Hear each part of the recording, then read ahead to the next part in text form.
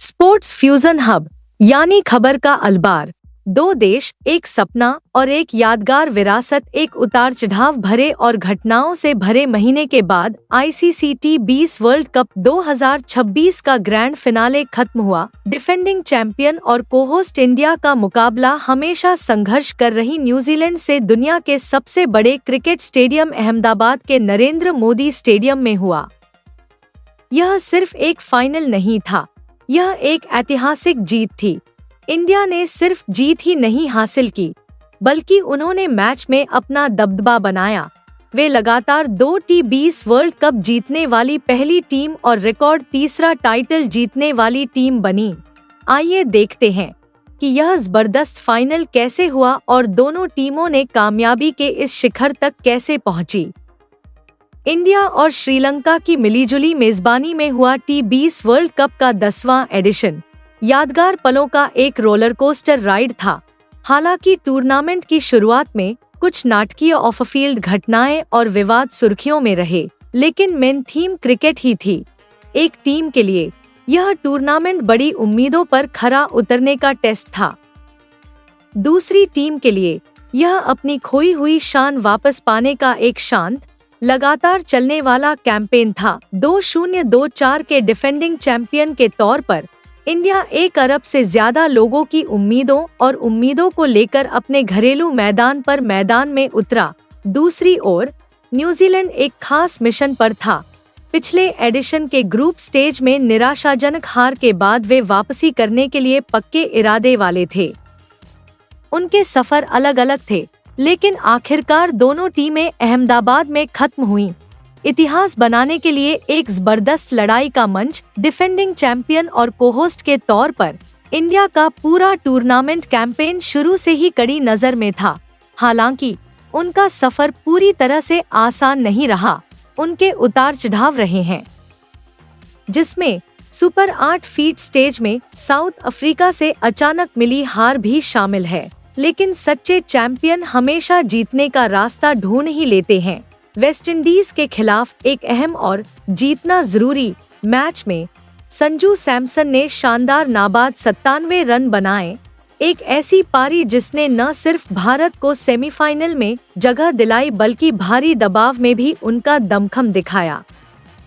इस जीत ने मुंबई के वानखेड़े स्टेडियम में इंग्लैंड के खिलाफ एक रोमांचक सेमीफाइनल के लिए मंच तैयार किया। एक तनावपूर्ण और हाई स्कोरिंग मैच में जिसने दर्शकों की सांसें रोक दी। भारत ने स्कोरबोर्ड पर 253/7 का बड़ा स्कोर बनाया और सैमसन एक बार फिर इसकी चाबी थे। एक जबरदस्त 89 रन। इंग्लैंड के जैकब बेथेल के शानदार शतक के बावजूद भारत के गेंदबाजों ने हिम्मत नहीं हारी और 7 रन से रोमांचक जीत हासिल की। उन्होंने साबित कर दिया कि वे उथल-पुथल के बीच भी शांत रह सकते हैं और लगातार दूसरी बार वर्ल्ड टी20 फाइनल में अपनी जगह पक्की कर ली। न्यूजीलैंड का अभियान एक शानदार बदलाव था। 2024 के टूर्नामेंट में जल्दी बाहर होने के बाद उन्होंने अपनी किस्मत बदलने का पक्का इरादा कर लिया था। उनका सफर बहुत सोच समझकर बनाई गई प्लानिंग का था। वे अक्सर चुपचाप ग्रुप स्टेज में आगे बढ़ते रहे, जबकि दूसरी टीमें हेडलाइन बना रही थी। ग्रुप स्टेज में साउथ अफ्रीका से और सुपर 8 में इंग्लैंड से हारने के बाद उनकी किस्मत आखिरकार नेट रन रेट पर निर्भर थी और वहां उन्होंने पाकिस्तान को थोड़े से अंतर से हराकर आगे बढ़े।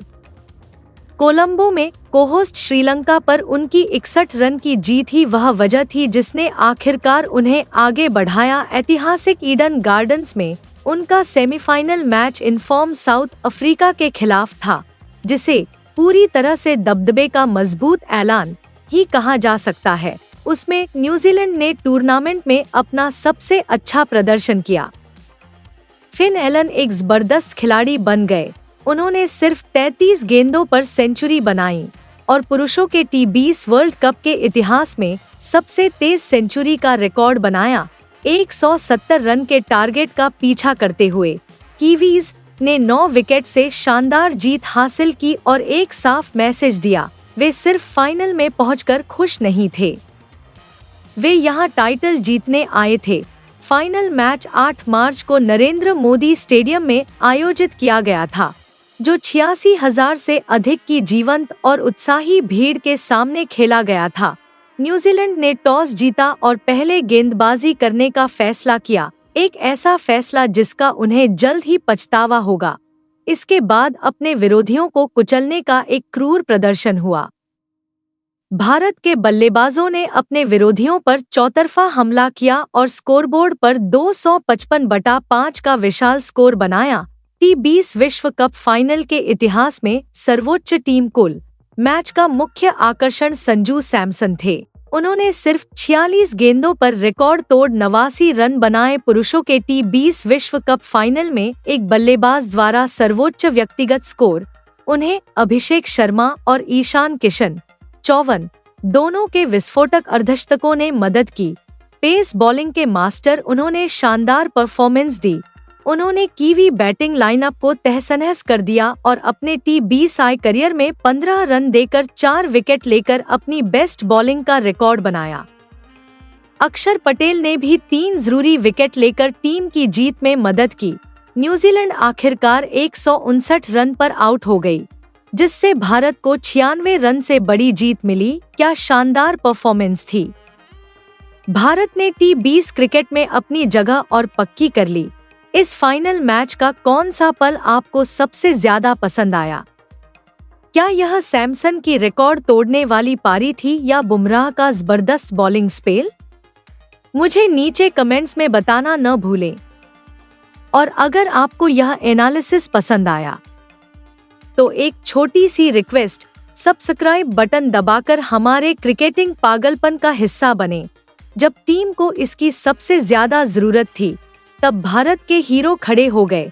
संजू सैमसन, जिन्हें प्लेयर ऑफ द टूर्नामेंट चुना गया, ने जबरदस्त वापसी की। उन्होंने टूर्नामेंट के आखिरी 3 मैचों में से हर एक में जरूरी हाफ सेंचुरी बनाई। फाइनल में उनकी 89 रन की पारी उनके करियर को बदलने वाली पारी थी। एक ऐसी पारी जिसने दुनिया के सबसे बड़े मंच पर उनके जबरदस्त टैलेंट को दिखाया। और फिर जसप्रीत बुमराह थे, ठीक वैसे ही जैसे उन्होंने 2024 के फाइनल में किया था। उन्होंने मैच जिताने वाला परफॉर्मेंस दिया और man of the match award जीता। उनके कप्तान सूर्यकुमार यादव ने सही कहा कि वह नेचुरल बॉर्न थे। उन्हें एक शानदार बॉलिंग स्पेल के बाद नेशनल ज्वेल से सम्मानित किया गया, जिसने अकेले ही न्यूजीलैंड की सारी उम्मीदें तोड़ दी। यह न्यूजीलैंड के लिए एक और दिल तोड़ने वाला फाइनल था, दूसरी बार जब वे T20 वर्ल्ड कप में आखिरी रुकावट पर लड़खड़ा गए। तो यह थी कहानी। एक महीने के यादगार क्रिकेट के बाद अहमदाबाद की धरती पर इतिहास रचा गया। डिफेंडिंग चैंपियन इंडिया ने न सिर्फ अपने घरेलू मैदान पर टाइटल जीता, बल्कि लगातार 2 बार T20 वर्ल्ड कप जीतने वाला पहला देश भी बना। कुल मिलाकर यह उनकी रिकॉर्ड 3री टाइटल जीत थी।